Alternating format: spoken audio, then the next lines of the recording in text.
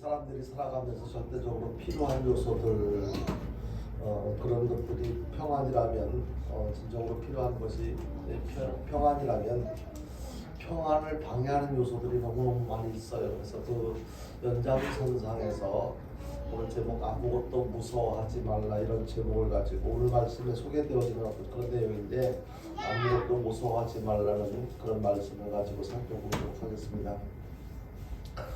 오늘 말씀은 사실 어떤 내용이냐면 성도는 구원에 합당한 삶을 살아가야 된다.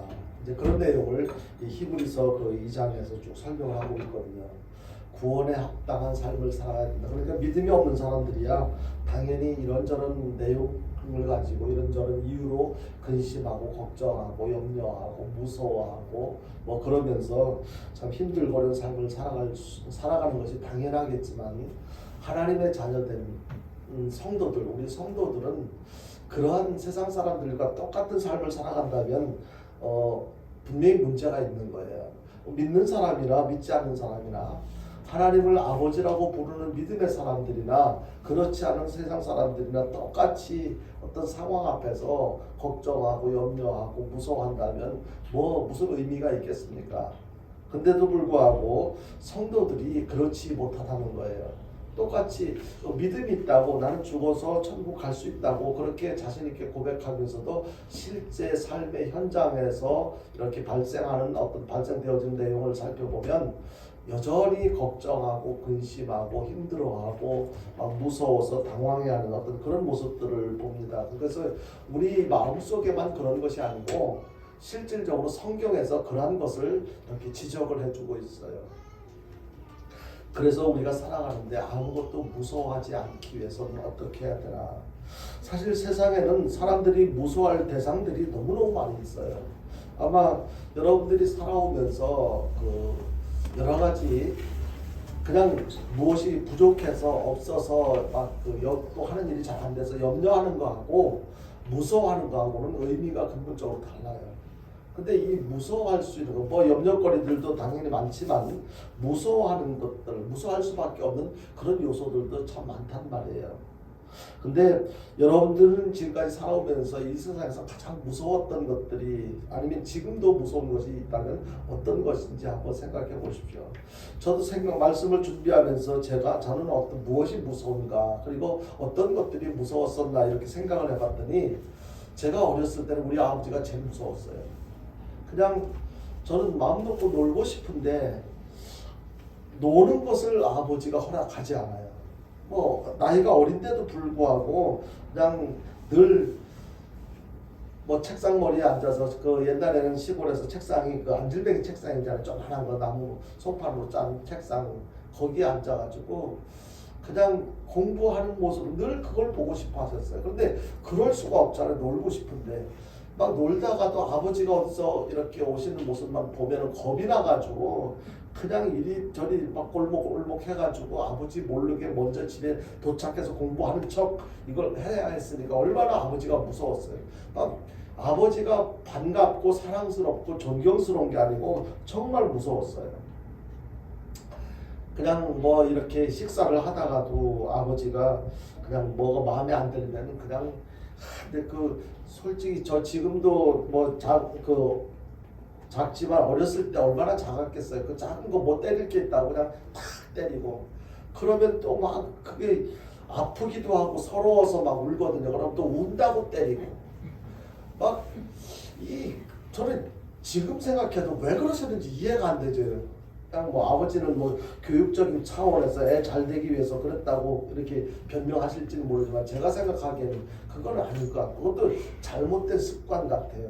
그냥 이렇게 그런 모습을 보면서 아버지가 자라오셨기 때문에 아버지도 또 그것이 자녀들에 대한 어떤 교육이라고 생각하고 그렇게 하셨는지는 모르지만 그래서 아버지가 너무 무섭고 싫고 그리고 또 무서운 게 뭐였었냐면 학교가 멀은데 이렇게 걸어가다 보면 그 동네에서 꼭 반드시 그 길로 와야 하는 그 골목에 사는 아이들이 진을 치고 있다가 지나가는 애들 막 붙잡아가지고 때려가지고 구슬 딱지 막 이런 거를 뺐는데 저는 뺏길 것도 없었지만 그냥 뺏을 게 없으면 또 패는 거예요. 또 그러니까 그 앞에 지나갈 때마다 혹시 그 아이들이 있나, 그 아이들이 너무너무 무서웠어요. 그러니까는 뭐 조금 고학년 아이들, 그렇게 좀 아이들 막 괴롭히는 애들이 있잖아요.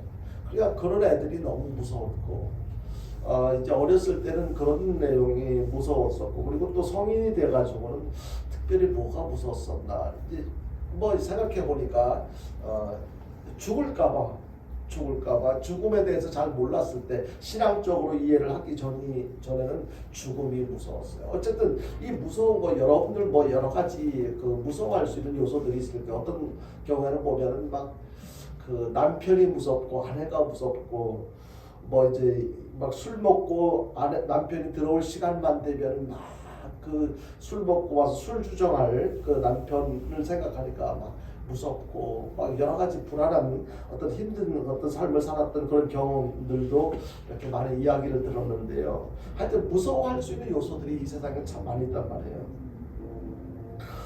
사람들은 각자의 나이에 따라서 입장에 따라서 무서워하는 대상도 요소들도 좀 다를 수는 있어요. 제가 어렸을 때는 그렇게 뭐 여러 가지 아버지가 무섭고, 제가 초등학교 졸업할 때까지 아버지의 일을 무서워했어요. 그리고 나서 초등학교 졸업하고 나니까 그때부터는 일제 그렇게 손찌검을 하시는 게 딱 또 끊어지고, 그때부터는 제 인격을 인정해 주시더라고요. 그냥 같이 대화도 해주시고.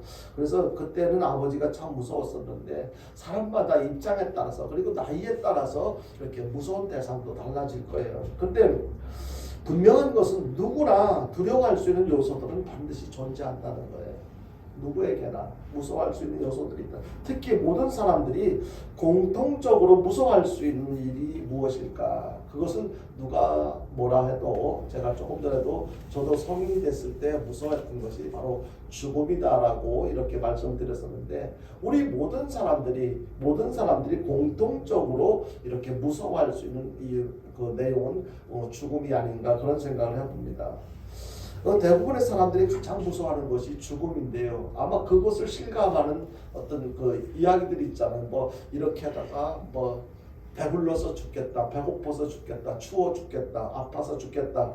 그러니까 그 뒤에 지금에 나타난 그 어떤 발생되어진 상황의 끝이 죽음이 올까봐, 죽음을 맞이할까봐 그것 때문에 걱정하는 거예요. 그러니까 여러분들요, 아플 때 왜 아픔이 걱정돼요? 지금 조금 아파도 하루 이틀 지나고 나면 괜찮아질 거야. 이것이 믿어진다면 별 걱정을 안 하는데, 이렇게 아프다가 죽으면 어떡하지? 내가 아니라도 또는 다른 가족이 이렇게 아픈 모습을 보면 저렇게 아프다가 죽으면 어떡하지? 결국에는 죽음이 무서운 거예요. 그리고 가난이 왜 무섭습니까? 가난해서, 지금 너무너무 가난해서 굶어 죽으면 어떡하지? 거기도 역시 죽음과 연관이 되잖아요. 많은 사람들이 이 전쟁을 무서워해요. 전쟁이 무서운 이유가 무엇입니까? 전쟁이 무서운 이유는 바로 전쟁으로 인해서 내가 총에 맞아 죽거나 아니면은 뭐 여러 가지 그 발생되어진 어떤 상황 때문에 죽으면 어떡할까? 내가 죽으면 어떻게 할까? 우리 가족이 죽으면 어떻게 할까? 이것도 역시 죽음과 연관이 된 거예요. 뭐 우리가 사는 이 지역에는 지진이 발생하지는 않았지만 그 세계 곳곳에서 지진이 수시로 발생하고 있는데요. 지진을 이렇게 무서워하지 않는 사람은 없을 거예요. 그 지진을 무서워하는 이유는 또 역시 마찬가지로 발생되어진 지진 때문에 내가 죽을까봐, 혹은 우리 가족들이 죽을까봐 그 지진을 무서워하는 것 아니겠습니까? 다른 것들도 다 마찬가지예요. 결국 모든 두려움의 결국은, 무서워하는 그 요소의 결국은 죽음과 연관이 되어져 있다는 거죠. 그러니까 죽을까봐 걱정하는 거예요. 뭐 수입이 없어도 뭐 이렇게 없다가 점점 경제가 어려워져서 나중에 이것저것 떨어져서 죽을까봐, 죽음과 연관시켜서 생각하니까 무서운 거예요. 우리가 다양한 수고를 하잖아요. 아침 일찍부터 저녁 늦은 시간까지. 그렇게 하는 이유가 뭐예요? 살기 위해서 수고하는 건 아닙니까?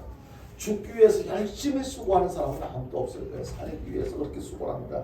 그런데 우리가 아무리 철벽 방어를 하고 조심을 하고 노력을 한다 할지라도 생명을 위협하는 요소들은 항상 우리 주변에 산적해 있어요. 제가 참 무서워하는 것 한 가지 생각해라는 게 있는데, 저는 이 고속도로를 운전할 때 차를 운전하다 보면 옆에 큰 트럭이 뭐 컨테이너라든지 이런 거 싣고 가는 그런 트럭들이 과속으로 쌩쌩 달릴 때 그때 그런 모습 보면 정말 무섭더라고요. 혹시 지나가다가 그 컨테이너가 혹시 떨어져서 내 차를 덮치지 않을까, 뭐 그냥 뭐 그런 일은 아직까지 발생하지 않았었지만 그렇게 그 큰 화물차가 과속으로 달리는 그 모습 보면 아주 무서운 생각이 순간적으로 들 때가 있었습니다. 우리가 아무리 주의를 하고 조심을 한다 할지라도 우리를 무섭게 하는 요소들은 항상 아마 우리 생명도 하는 그 순간까지 계속, 뭐 내용은 달라진다 할지라도 이렇게 계속 우리 주변에서 존재하고 있을 것입니다. 그런데 하나님께서는 뭐라고 말씀하시느냐면요, 두려워하지 말라고 그렇게 말씀하셔요. 그렇게 무서워할 수밖에 없는 요소들이 많이 있어도 무서워하지 마. 그 단순히 그냥 그렇게만 말씀하신다면은, 아니 하나님 바꿔놓고 생각을 해보세요. 입장을 바꿔놓고 생각해보세요. 이런 상황 속에서 내가 무능력하고 참 미흡한 나 같은 존재가 어떻게 저런 상황에서도 무서워하지 않을 수가 있어요. 이렇게 말할 수 있을지도 모르겠어요. 근데 하나님께서 무서워하지 말라고 하시는 하나님은 어떤 분이에요? 하나님은요, 그 모든 우리가 무서워할 수 있는 모든 문제들, 요소들을 다 해결해 주실 수 있는 전지전능하신 하나님, 그분께서 모든 문제를 네가 무서워하는 거, 걱정하는 거, 염려하는 거, 두려워하는 거 그거 다 내가 알아서 해결해 줄 테니까 그러니까 무서워하지 마, 그렇게 말씀하시는 거예요. 그런데 문제는 뭐예요? 우리에게 그 하나님의 말씀을 액면 그대로 받아들일 수 있는 그런 믿음이 우리에게 없다 보니까 이런 상황에서 인간의 입장에서만 생각하니까 여전히 무서움은 떠나지 않고 우리를 힘들게 하는 것이지요. 이와 관련해서 이사야 41장 10절에서 이렇게 말씀하시네요. 한번 볼까요? 같이 보겠습니다. 시작. 두려워하지 말라. 내가 너와 함께함이라. 놀라지 말라. 나는 내 하나님이 됨이라. 내가 너를 굳세게 하리라. 참으로 내가 너를 도와주리라. 참으로 나의 의로운 오른손으로 너를 붙들리라. 아멘. 우리는 여기서 지금 나에게 무서워하지 말라, 두려워하지 말라고 하신 그 하나님이 나의 하나님인데 너의 하나님이 되어주신다. 너의 하나님이라고 그렇게 말씀하세요. 그러면은 하나님은 그렇게 말씀하시지만 나는 내가 그것을 인정하지 않는다면 아무런 의미가 없어요. 상관이 없는 거예요. 맞아요. 하나님이 나의 하나님이 되시지요. 나의 하나님 아버지는 전능하신 분이시지요. 내가 그렇게 무서워하는 요소들을 다 그것들로부터 보호해 주실 수 있는 능력이 하나님께는 있으시지요. 이것을 인정하는 믿음이 나한테 있어야 되는데 그게 아닌 거예요. 말로는 아멘 믿습니다 이렇게 하면서도 속으로는 여전히 불안에 떨고 있어요. 특히 우리가 무서워하지 말고 살아야 할 내용들이 어떤 것들인지 오늘 말씀을 통해서 이렇게 몇 가지를 소개를 하고 있는데, 우리가 무서워할 수 있는 그 내용들은 사람들의 입장에 따라서 다르기 때문에 한도 끝도 없이 이렇게 여러 가지 예를 들어서 말씀을 드릴 수가 있지만, 오늘 말씀에 근거해서 우리 하나님께서 무서워하지 말라고 하는 요소들이 어떤 것들인지 크게 몇 가지만 살펴보도록 하겠습니다. 오늘 본문 15절을 다시 한번 볼까요? 15절에서 이렇게 말씀하고 있습니다. 같이 보겠습니다. 시작. 또 죽기를 무서워함으로 한평생 매어 종로하는 모든 자를 도와주려 하시니. 여기에 뭘 무서워한다고 말씀하셨어요? 죽는 걸 무서워한다는 거예요. 죽기를 무서워하기 때문에 한평생 매어 종로하는 모든 자들을 그 죽음을 두려워하는 상태에서 놓아주려고 하신다. 그렇게 말씀하고 있습니다. 그리고 요한복음 14장 6절에 보니까 이렇게 말씀하고 있어요. 요한복음 14장 6절입니다. 같이 보겠습니다. 시작. 예수께서 이르시되 내가 곧 길이요 진리요 생명이니 나로 말미암지 않고는 아버지께로 올 자가 없느니라. 여기에서 말씀하시는 게 예수님께서 말씀하시는 거예요. 예수님께서 내가 곧 길이요 진리요 그 다음에 뭐라고요? 생명. 이 생명은 죽을 수 있는 생명, 죽은 생명이 아니고 영원히 죽지 않는 진짜 참 생명인 것을 여러분들이 믿으시길 바랍니다. 바로 예수님이 그렇다는 거예요. 예수님이 그렇다는 거예요. 그러니까 예수님에 대한 확실한 믿음만 있다면 죽을까 봐 걱정하지 않아도 된다는 거예요. 죽을까 봐 걱정하지 않다는 거예요. 여러분의 이 말씀에 대한 말씀 또 한 곳을 보겠습니다. 요한복음 11장 25절 이하 26절인데요. 같이 보겠습니다. 시작. 예수께서 이르시되 나는 부활이요 생명이니 나를 믿는 자는 죽어도 살겠고 무릇 살아서 나를 믿는 자는 영원히 죽지 아니하리니 이것을 내가 믿느냐? 여러분요, 이 말씀은 여러분도 꼭 암송하십시오. 꼭 암송하십시오. 왜냐면요, 평생 동안 우리를 가장 두렵게 하는 것이 바로 죽음이에요. 근데 죽음이 임박했을 때 죽음 앞에서 내가 두려워할 수밖에 없는 상황에 처하게 될 때 우리는 이 말씀을 계속 묵상해야 돼요. 예수께서 이르시되 나는 부활이요. 나는 죽어도 다시 살아나. 내가 죽었다가 살아난 거 너희들 봤잖아. 믿잖아. 그리고 나는 부활이요 생명이 역시 참 생명을 죽어도 누가 나를 죽여도 나를 죽일 수가 없어. 나를 죽일 수가 없어. 나는 진짜 참 생명이야. 나를 믿는 자는, 그러니까 나를 믿는 자는 그러한 예수님을 죽어도 살겠고 다시 예수님 부활이 되시고 참 생명이 되시는 그 사실을 믿는 자는 죽어도 살겠고 무릇 살아서 나를 믿는 자는 누구를 이야기하느냐면요, 아직까지 우리가 살아있을 때 예수님께서 재림하시는 모습을 이렇게 보게 될 그 사람들, 그렇게 살았을 때 살아서 믿는 자는 영원히 죽지 않는다. 이것을 내가 믿는다. 이 말씀에 우리는요 망설임 없이 믿고 말고요 믿습니다. 이것이 그냥 입술로만 한번 고백하고 그치는 것이 아니고 진짜 우리의 믿음이 돼야 돼요. 우리의 삶에. 그래서 어떠한 것도 두려워하지 않을 수 있는, 그래서 무서워할 수밖에 없는 우리 사람의 입장을 아시는, 사람의 마음을 아시는 하나님께서 그 무서워하지 말라고, 죽음을 무서워하지 말라고 그렇게 말씀하시는 거예요. 그래서 죽음을 무서워할 필요가 없다. 믿는 자들에게는 영생이 있기 때문에. 그러니까 어차피 한 번은 죽음의 과정을 거쳐야 하는 것이 인생이라면 그것을 받아들일 수 있는 그 마음의 준비, 믿음을 갖고 살다가 죽음을 보거나 아니면 겪게 될 때 이제 내가 더 이상 수고하지 않는 날이 다가왔구나, 이렇게 받아들일 수 있는 그런 믿음으로 살아가라고 말씀하시는 거예요. 우리를 가장 두렵게 하는 것은 바로 이 죽음인데 죽음을 무서워하지 마라. 요한복음 3장 16절 우리가 너무 잘 아는 말씀이지요. 같이 보겠습니다. 같이 봅니다. 시작. 하나님이 세상을 이처럼 사랑하사 독생자를 주셨으니 이는 그를 믿는 자마다 멸망하지 않고 영생을 얻게 하려 하심이라. 아멘. 영생, 그러니까 몇 살 살다가 죽는 것으로 죽는 것으로 끝나는 것이 아니고 영생을 얻게 하신다는 거예요. 그러니까 우리에게는 영생이, 예수님께 영생이 있는 것처럼 우리들도 그 사실을 믿는 믿음만 있다면, 믿음으로 살아간다면 우리에게도 영원히 죽지 않으니까 걱정하지 마, 무서워하지 마, 그 죽음 무서워하지 마.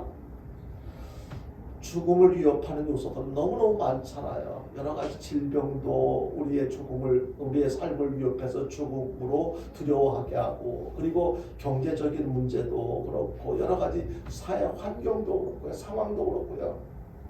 그런데 무서워하지 말라는 거예요.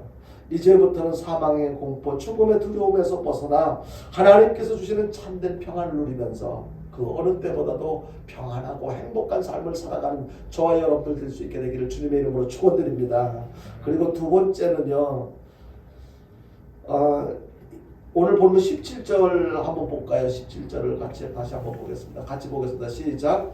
그러므로 그가 범사의 형제들과 같이 되심이 마땅하도다. 이는 하나님의 일에 자비하고 신실한 대제사장이 되어 백성의 죄를 속량하려 하시니라. 여기에요. 뭐를 지금 언급하고 있습니까? 백성의 죄, 우리의 죄, 이 죄 문제. 사람들은요, 죄 때문에 무서워합니다. 아마 죄 별로 무서워하지 않는 사람들이 있을 거예요. 나는 죄를 안 졌어.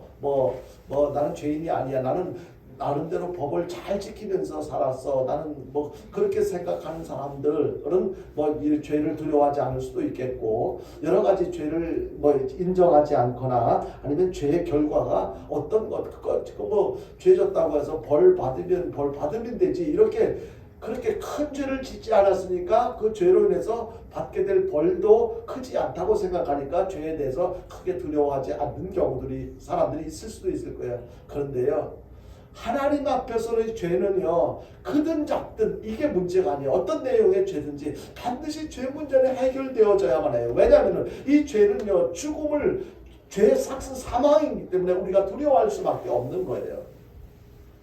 성경에서 뭐 요만한 죄는 괜찮아, 아니면 뭐 이 정도는 괜찮아, 이렇게 말씀하시지 않았어요. 무조건 죄의 싹은 사망이다. 그러니까 죄가 어떤 죄든지 얼마나 큰 죄든지 죄의 결과는 죽음이기 때문에 우리는 죄로 인해서 그걸 아는 우리들 입장에서는 죄가 무서울 수밖에 없죠. 그래서 이 죄는요 반드시 해결되어져야만 하는 거예요.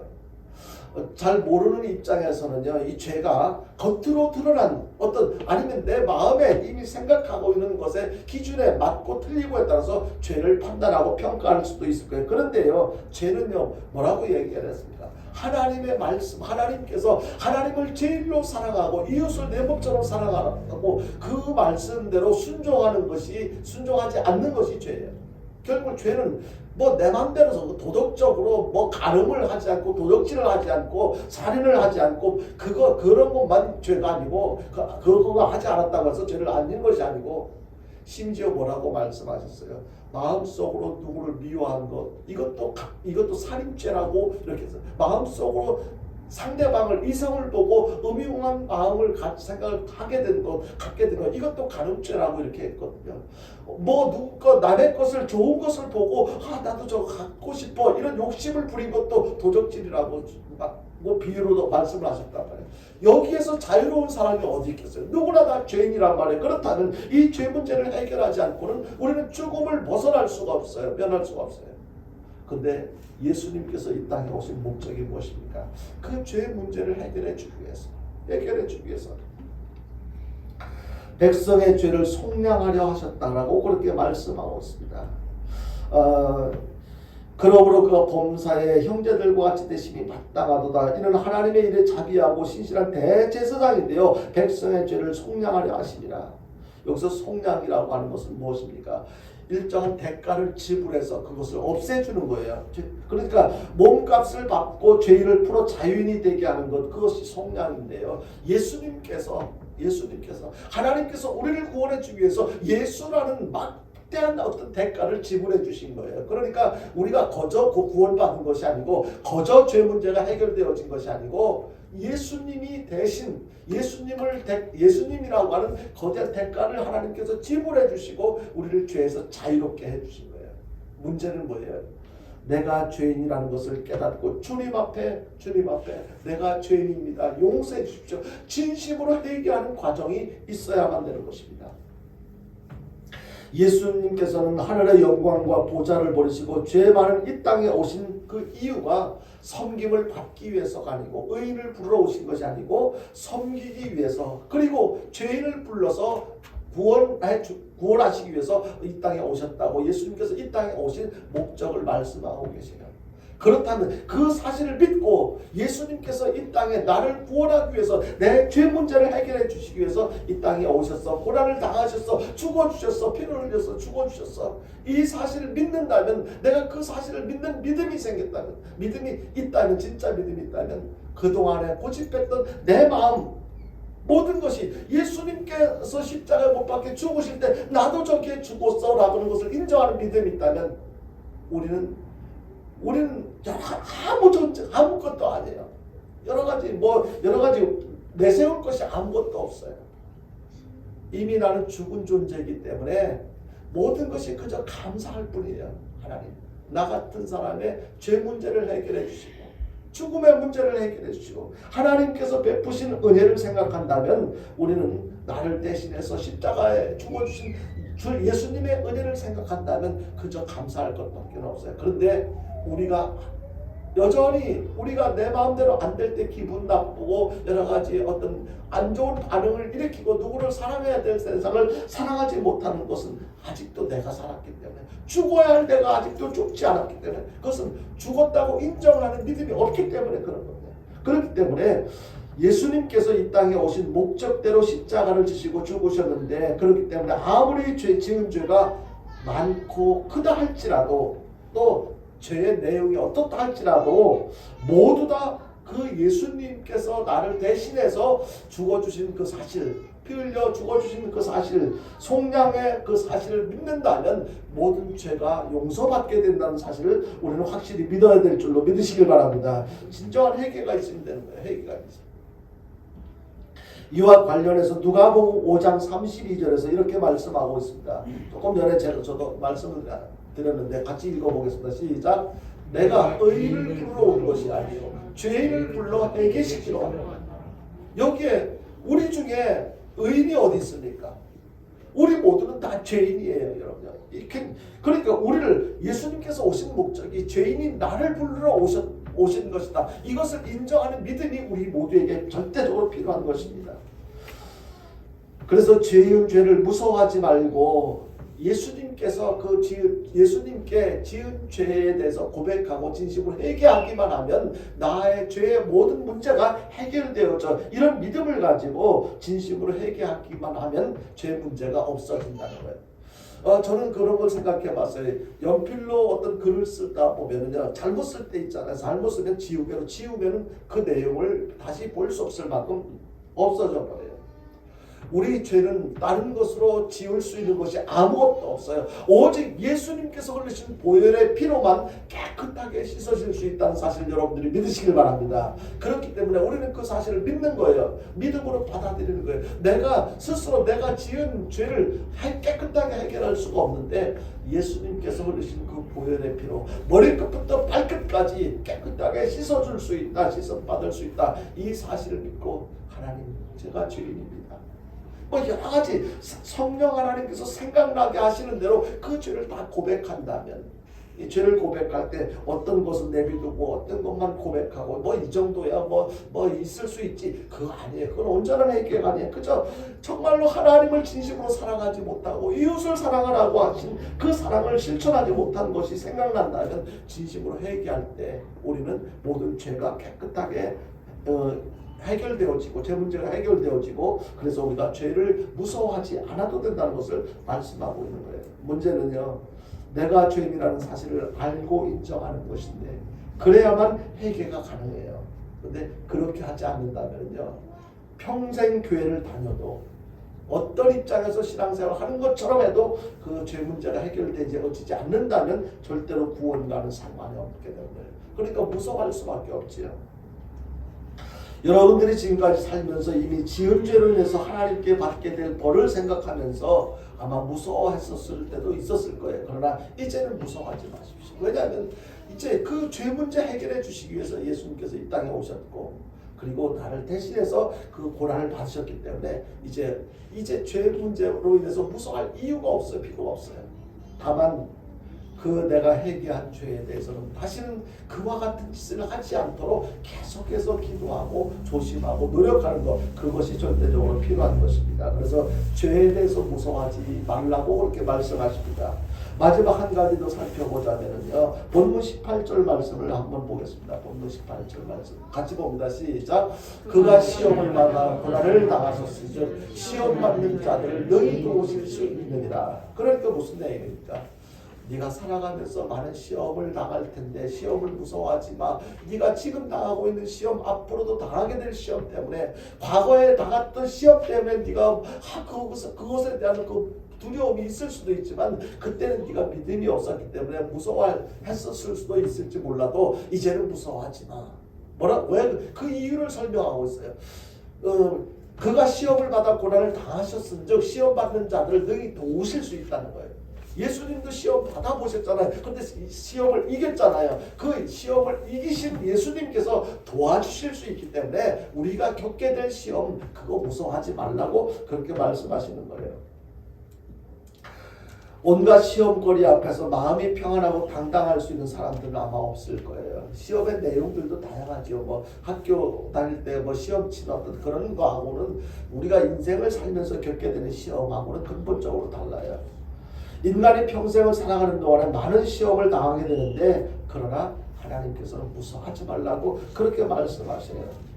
그 이유는 주님께서 마귀에게 시험을 몸소 당하셨지만 말씀으로 물리치셨기 때문에, 이기셨기 때문에, 그러니까 시험도 이기셨고 죽음도 이기셨기 때문에 우리 하나님의 자녀된 우리들에게는 그런 것들 때문에 무서워하지 말라고 그렇게 말씀하십니다.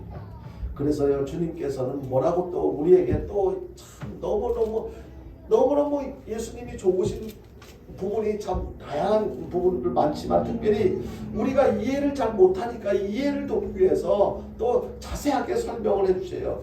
고린도전서 10장 13절에서 이렇게 말씀하고 계세요. 같이 봅니다. 시작. 사람이 감당할 시험 밖에는 너희가 당한 것이 없나니 오직 하나님을 믿고사 너희가 감당하지 못할 시험 당함을 허락하지 아니하시고 시험 당할 기회 또한 피할 길을 내사 너희로 능히 감당하게 하시느니라. 아멘. 저는요 살아오면서 이 말씀을 통해서 얼마나 많이 위로를 받았는지는 몰라요. 막 힘들고 어려울 때 꼭 막 어느 때 해결해야 할 어떤 문제 앞에 섰을 때 도저히 해결할 방법이 없어요. 이렇게 노력하고 저렇게 노력해봐도 도저히 가능성이 없을 때 결국에는 이 말씀 의지해서 그래 하나님이 알아서 해주실 거야. 아니면 피할 그 문제를 해결할 수 있는 어떤 그 뭐 이렇게 상황이 되게 하시든지 아니면 피할 길을 주시든지 하나님께서 그렇게 약속하셨잖아. 우리가요 하나님 앞에 기도할 때라든지 인생을 살아가면서 우리가 가져야 할 배짱, 용기가 아무 근거 없이 그렇게 배짱을 부리거나 용기를 가질 수가 없거든요. 그런데 하나님께서 하신 말씀을 붙잡고 배짱을 부리거나 용기를 갖게 될 때 그때는 아주 당당할 수가 있어요. 하나님께서 말씀하셨잖아요. 내가 너희 감당할 시험밖에는 뭐 주지 않는다고 그렇게 여기에 이렇게 써있네요. 이렇게 말씀하셨잖아요. 그 근거를 제시하면서 그렇게 기도할 때 우리 마음 편안해져요. 여러분도 한번 해보십시오. 하나님도 하나님이 하신 말씀을 내밀면서 그렇게 하실 때 하나님도 더 이상 하실 말씀이 없으셔요. 하나님은 인격자이시고 전지전능하신 분인 것을 여러분들이 믿으시면 아멘 하시길 바랍니다. 그렇기 때문에 그런 하나님 앞에 그 신실하신 하나님 앞에 하나님께서 이렇게 말씀하셨잖아요 라고 하면서 그 말씀을 펼쳐놓고 이렇게 하나님 앞에 기도할 때 반드시 그 문제 해결해 주시는 것을 경험할 수가 있게 되는 것입니다. 그렇기 때문에 시험 당하는 것을 무서워하지 말라고 그렇게 말씀하십니다. 마귀의 세력이 아무리 강하다 할지라도 우리를 도우시는 하나님의 능력, 하나님의 세력은 더 크고 강하기 때문에 얼마든지 우리를 시험하는 마귀의 세력을 물리칠 수가 있다는 거예요. 이제 말씀을 정리하겠습니다. 지금 우리가 살고 있는 세상은요 잠시도 마음을 놓고 살 수가 없는 불안한 일들이 너무너무 많이 있어요. 그리고 계속 발생하고 있어요.